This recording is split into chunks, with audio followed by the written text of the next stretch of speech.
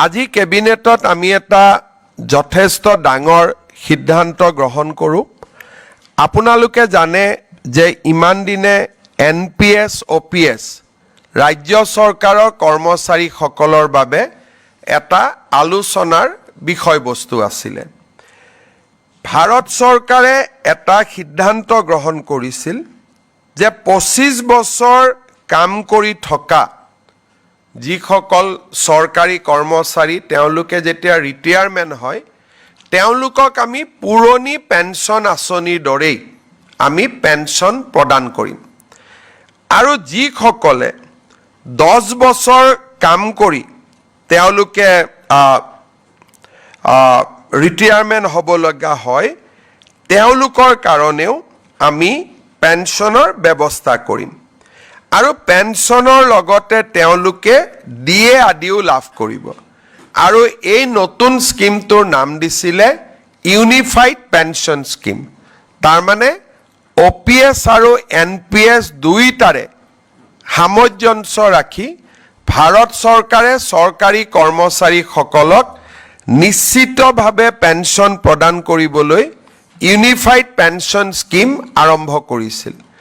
দেশৰ 4খন ৰাজ্যই unified pension scheme এতিয়ালৈকে গ্ৰহণ কৰিছে। আজি আমাৰ ৰাজ্য চৰকাৰেও এই ইউনিফাইড পেঞ্চন স্কিম অসমৰ চৰকাৰী কৰ্মচাৰীসকলৰ বাবে এডপ্ট কৰে।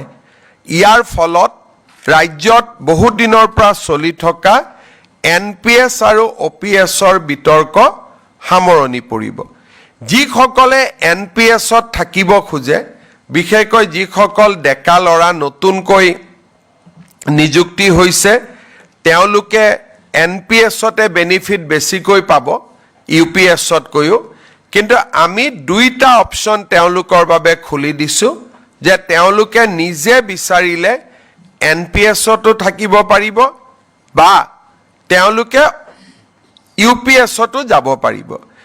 UPSলৈকে যোৱা মানে তেওঁলোকে নিশ্চিত পেঞ্চন OPSৰ লোকসকলে যেনেকৈ পাই আছিলে অল্ড পেঞ্চন স্কিমৰ UPSত গ'লে তেওঁলোকে নিশ্চিতভাৱে পেঞ্চন লাভ কৰি থাকিব।